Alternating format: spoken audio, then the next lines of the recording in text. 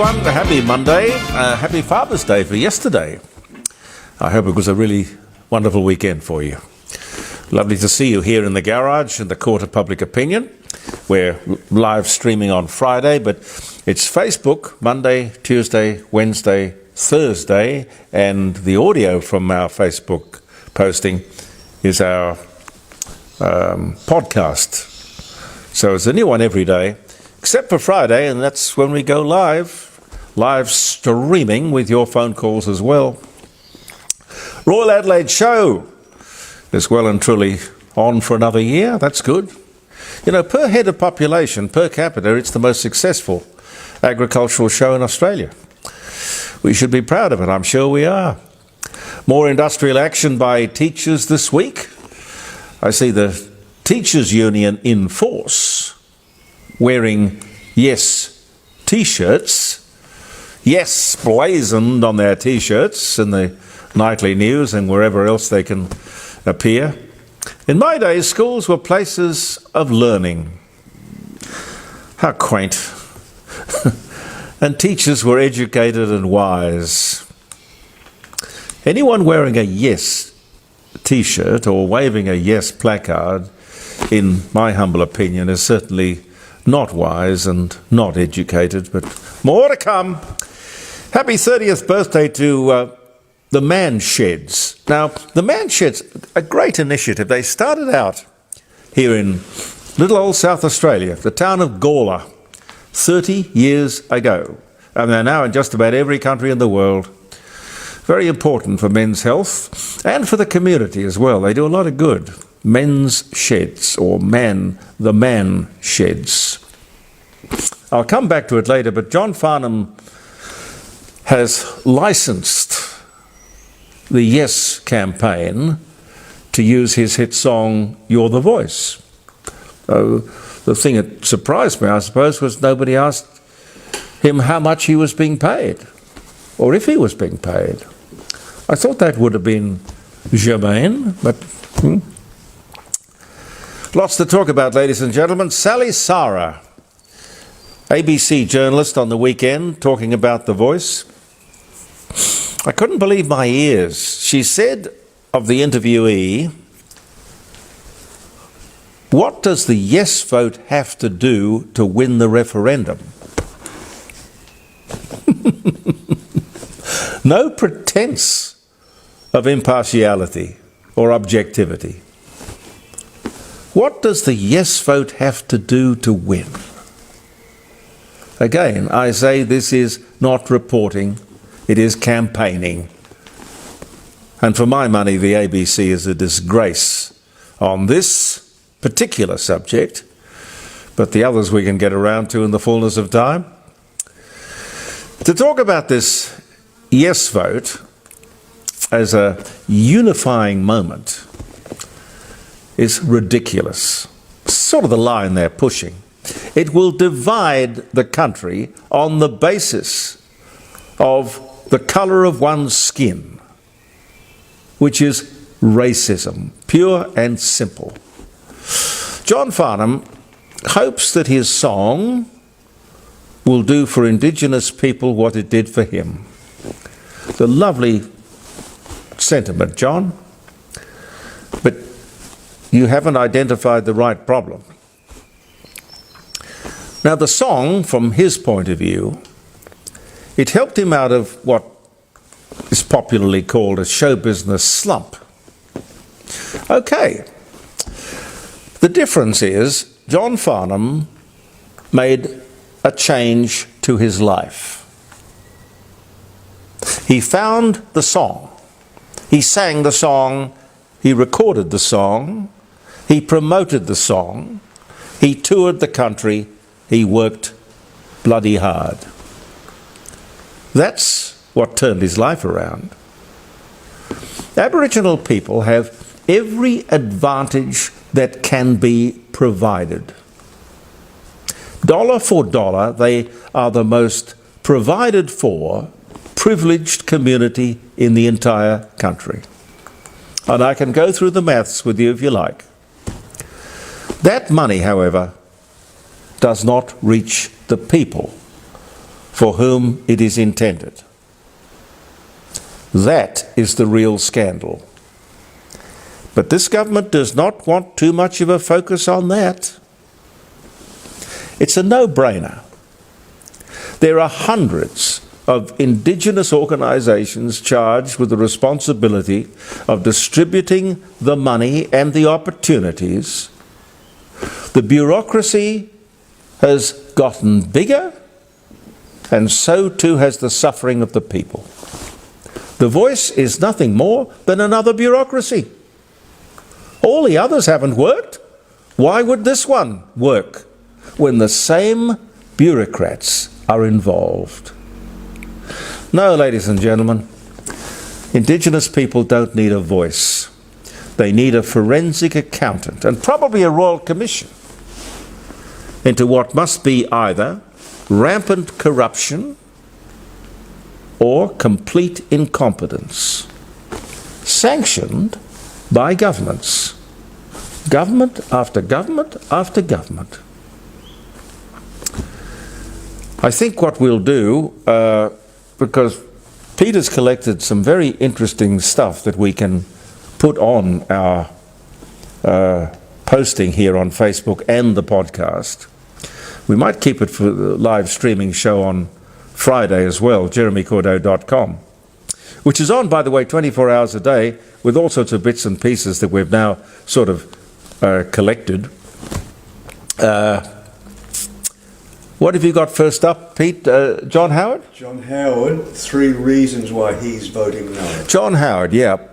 3 reasons why he, best Prime Minister we've had in my memory, he is a man of substance. Some even called him a man of steel. However, he has 3 good reasons he'd like to put to you as to why he is going to vote no. And we should all hear that. We can maybe run that after the dates? Yes. Yeah, we will. Okay. And we'll run another one tomorrow. Now, that is Mundine. Anthony or Tony Mundine, the great footballer who later became a champion boxer. Yes. He has some really interesting things to say. Embarrassing for the government, I might say, or potentially so. What else is around? Jimmy Buffett has died. Jimmy, did you like Pete? Oh, I love Jimmy Buffett, yeah. Jimmy Buffett, he was 76. Famous for his sort of, I don't know how you describe it, tropical, calypso sort of country style of music. He started out as a busker, and he ended up as a very successful musician, entertainer, and entrepreneur. He turned his hit song, Margaritaville, into a brand.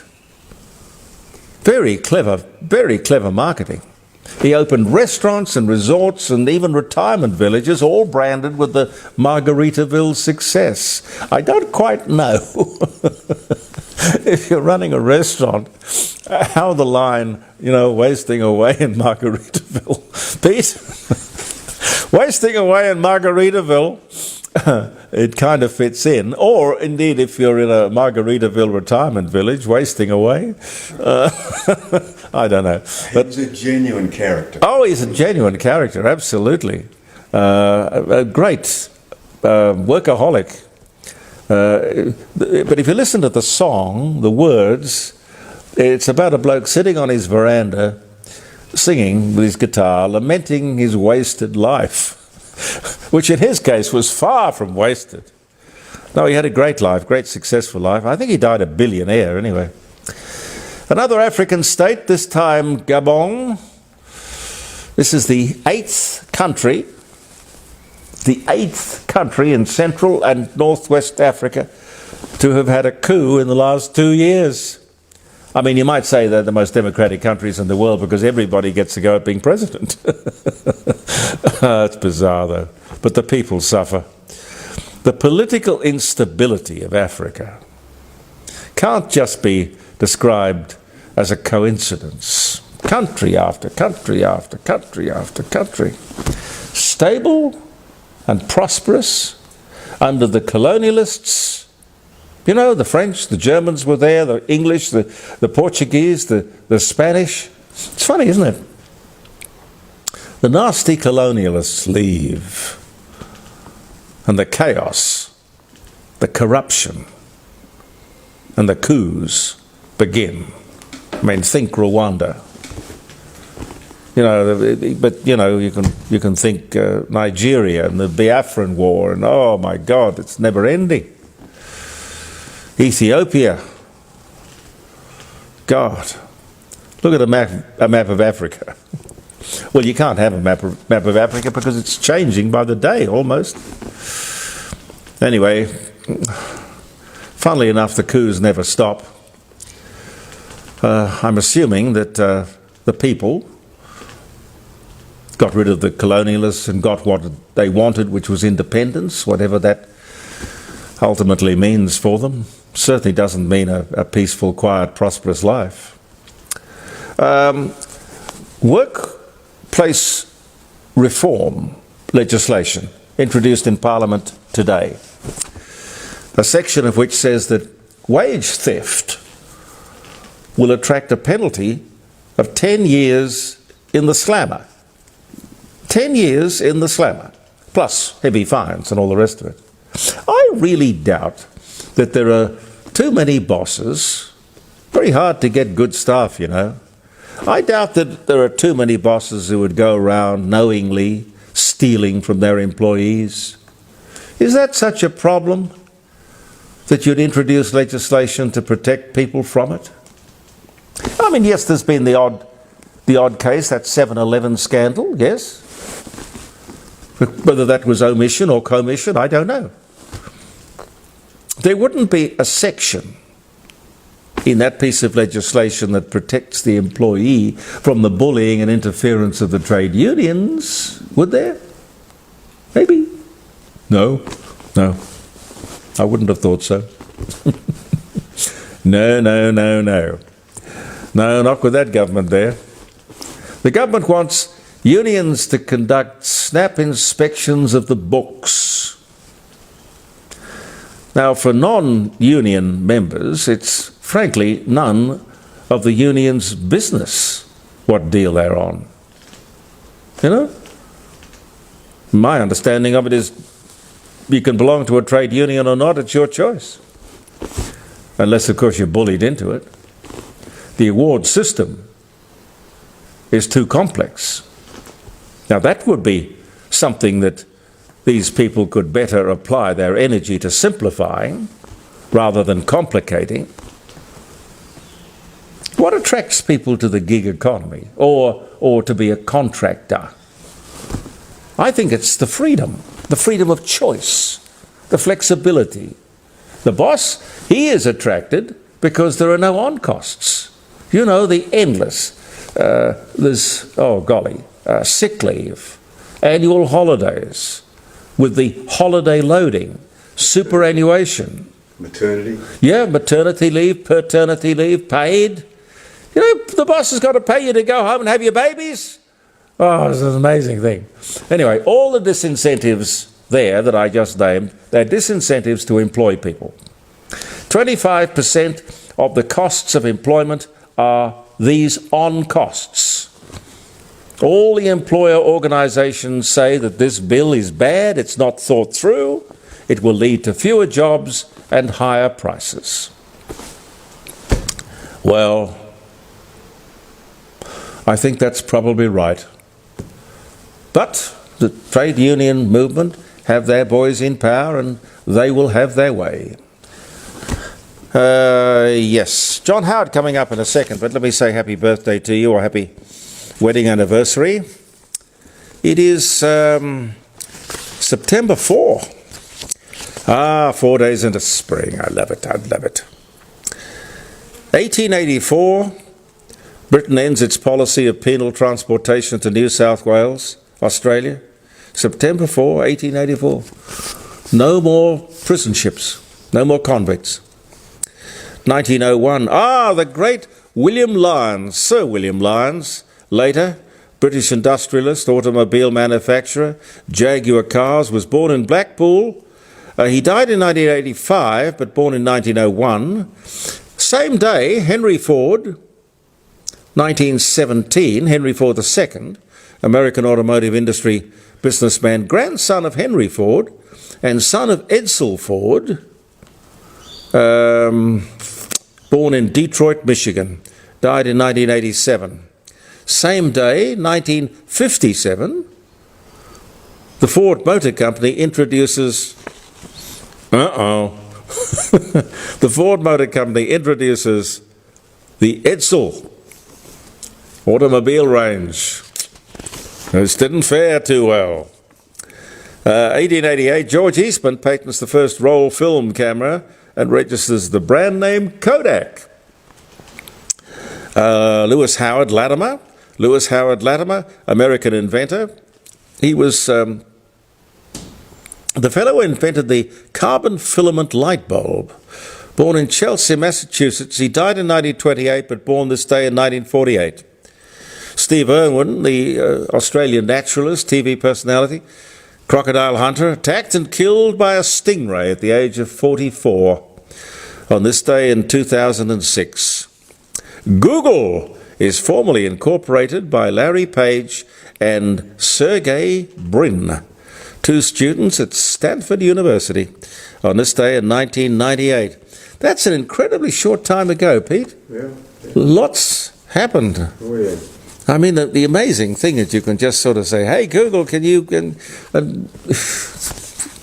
can do just about everything. Australian Jack Brabham, later Sir Jack Brabham, he clinches the third Formula One World Drivers' Championship with a sixth place in the Italian Grand Prix in Monza in 1966. English author Beatrix Potter first writes the story of Peter Rabbit for a 5-year-old boy, this day, 1893. Singer Harry Nilsson makes a rare and final concert appearance, joining Ringo and his all-star band for a version of Without You at Caesar's Palace in Las Vegas, Nevada, on this day in 1992. The FBI announces that it has recovered a pair of Dorothy's ruby slippers from The Wizard of Oz, stolen 13 years earlier, 2018. They stay on the case. That's good. Dick York, the American actor, Bewitched, born in Fort Wayne in Indiana. He died in 92. He was born in 1928 on this day. The first airplane to succeed or exceed 300 miles per hour. That's 483 kilometers an hour. J.R. Wendell from Glenview, 1933. Just a couple more. 1882, in its first large-scale test, Thomas Edison's light bulb is used to light New York's Pearl Street Station on this day in 1882.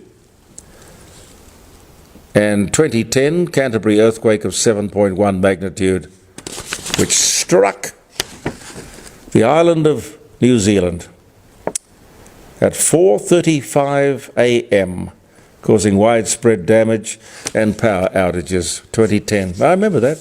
I remember that day. Now listen, settle back and have a little listen to this. This is John Howard, and three of really, I think he could come up with probably more reasons than just three, but three of the reasons why he will be voting no to this referendum question.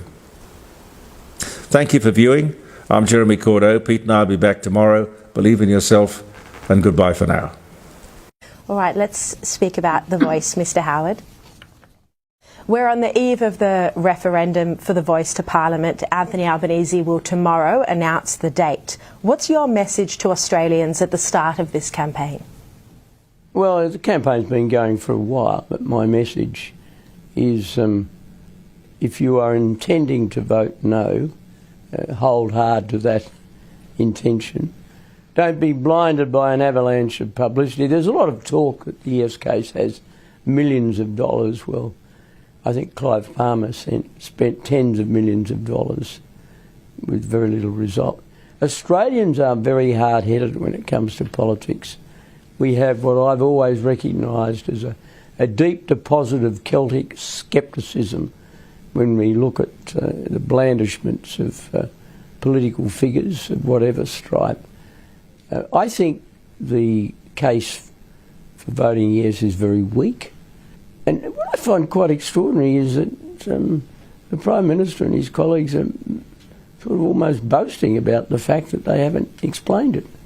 I'm against the Voice proposal for three reasons. The first is that I don't like anything that divides us according to race, and however you slice and dice it, it does do that.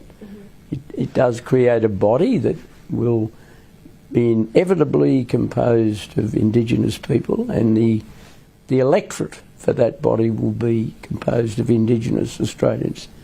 We don't know how they'll be elected, though. Big pardon? We don't know how they'll be chosen, that body. We don't know how they're going to be elected. Yes. And I've often thought of a speech I heard Bob Hawke make in 1988 when he said, the only thing that defined you as an Australian was your commitment to Australia. No matter where you came from, whether you were Anglo-Celtic, you were Italian, Greek, Christian, Jewish, atheist, whatever, didn't matter.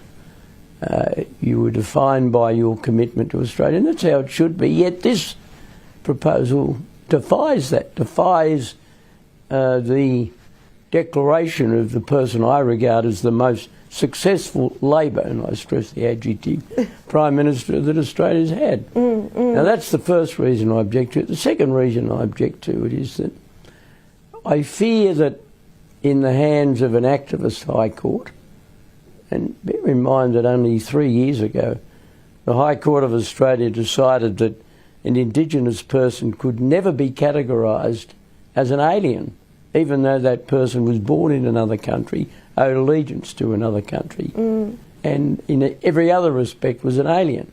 That worries me, and it ought to worry other people who fear for an activist court. And I think the final reason is that whatever the government might say in the next 6 weeks, the truth is that any pronouncement of this body will have a coercive effect on the government of the day.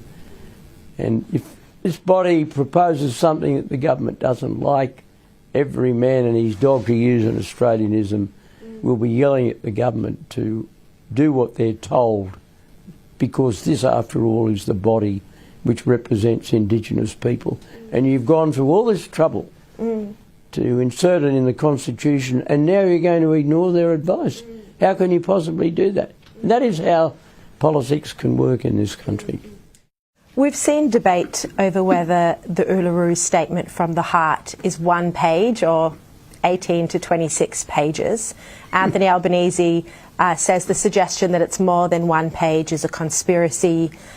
We've seen ABC journalist Lee Sales give advice to the ABC that it would be misinformation for anyone to say it's more than 1 page. My colleague Peter Credlin was censored for her view that it runs to 26 pages. What do you think about all of this? Well, I think that just illustrates the extraordinary muddle that the government's got itself into. I mean, there are countless instances of the Prime Minister saying that he's in favour of having a voice, a treaty, and truth-telling. Now that's the essence of the Uluru Statement from the Heart. And I don't think there'll be too much talk about 1 page versus 26 pages if the voice gets up. There'll be plenty of people who are saying the next thing is a treaty. Now, I think of all the absurdities coming out of this debate, there is nothing more absurd than the notion of making a treaty with the Indigenous. How can you make a treaty with yourself? Treaties are made between sovereign nations.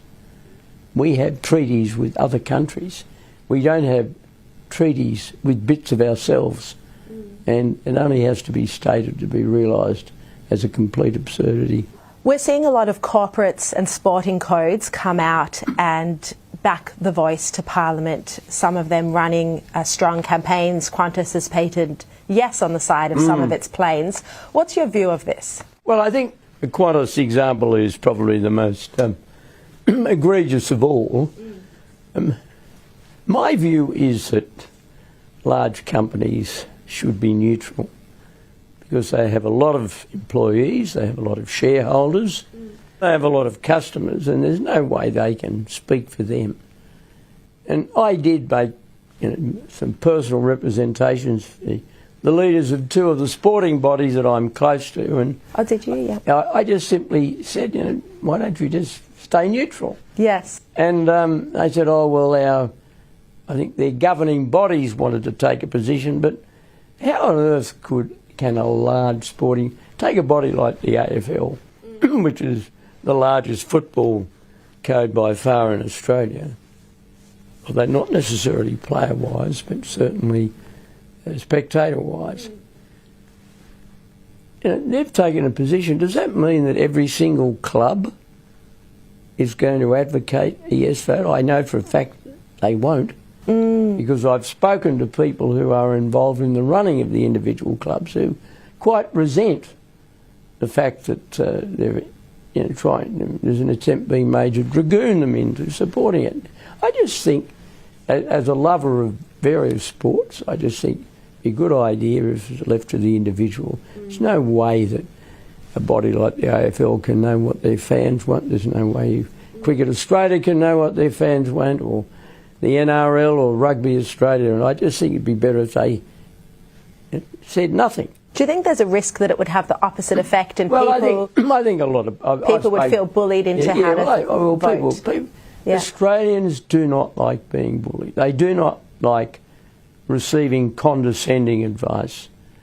We have this, as I said, this scepticism, what are they up to? What do they want? That's the sort of reaction that you get, and I don't think that's going to help. But help the yes case. I hope it doesn't. Do you still think it's on track to fail, the referendum? Well, I can only take the advice of... I can only note what the polls are saying, and the polls are trending. But I've seen a lot of polls, and I think what's happened is it started off with a big lead. Yes. And as questions have arisen, that lead's whittled away. But I would, as somebody who wants it to be defeated, and defeated resoundingly in every state, I would encourage no voters to maintain the rage, if I can draw on a phrase that's well known in Australian politics. We spoke a moment ago about Peter Credlin's Sky News video on Facebook being censored, labelled false and misinformation for her comments about the length of the Uluru Statement from the Heart, which at the very least are contested, at the very least. Are you concerned there's too much censorship of free speech, both in this debate, but also the Albanese government is pushing ahead with proposed misinformation legislation? Well, I think the idea of any government proposing a misinformation bill is absurd. I just think we should say there are three things that maintain democracy in this country, in my view, and if you've got them in a robust state, you don't need anything else. The first thing is that we have a very robust parliamentary system. Got a lot of faults and it cops a lot of criticism, but it's very effective. And secondly, we have an incorruptible judiciary. Nobody says our judges are crook. I mean, we disagree with some of their decisions, and that's our right. But gee, they've got a reputation for integrity. Yes. And the final thing is we have a free press. I mean, we criticise it, and it can be very uncomfortable. I was made very uncomfortable by the free press on many occasions when I was Prime Minister, but that's their job. If you've got those three things, you don't need anything. You don't need a Bill of Rights. You don't need governments saying, well, we're going to define what's disinformation and misinformation. Now, the Foreign Minister Penny Wong criticised you in private remarks last week at a Labor factional dinner. In private remarks? Private remarks that were leaked to the Sydney Morning Herald. Oh. Are you aware of this? She referred to your remarks in the early 1990s during the seminal land rights case, Mabo.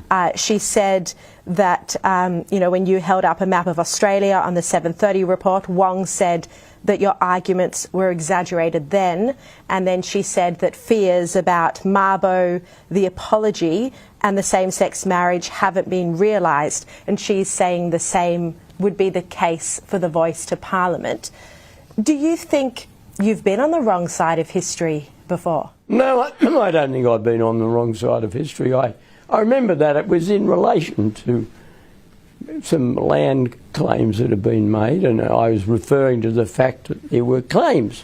I don't think there's anything particularly odd about that. And I voted no to same-sex marriage, and I don't apologise for that. Why should I? So it was a very imperfect plebiscite because the Labor Party wouldn't support an orthodox one, wouldn't have altered the result. And as far as the apology is concerned, well, I had a reason for not giving the apology. I don't think you can apologise for the misdeeds of other people. You can regret that they happened, and I did that. But I think apologies should be given by people who are responsible for the things they're apologising for. And I was being asked to apologise for the misdeeds of others, and I wasn't willing to do that. And a lot of people agreed with me, a lot didn't. Does that put me on the wrong side of history? Well, I'll leave it to the historians, and the Australian people didn't think that because they re-elected my government several times after I had declined to give the apology. Anthony Albanese said in an interview with Neil Mitchell that he hadn't read the full Uluru Statement from the Heart. At the same time, it was one of the commitments he made the night he won the election, to implement the Uluru Statement from the Heart in full. Do you think there is a concern that he's not across the detail and that, specifically he hasn't read this? Well, I think the cavalier approach he took in that interview, and he said, I haven't read that, why would I? Well, I think if you want to change the Constitution and you're the Prime Minister, you should read every damn bit of paper about it that you can possibly absorb in the time available.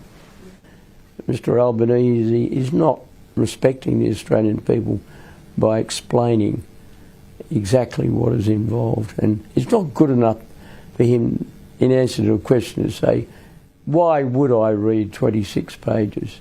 You've got to learn. You've got to read a lot more than 26 pages to be a successful Prime Minister. John Howard, an honour to speak with you. Thank you so much for your time. Thank you.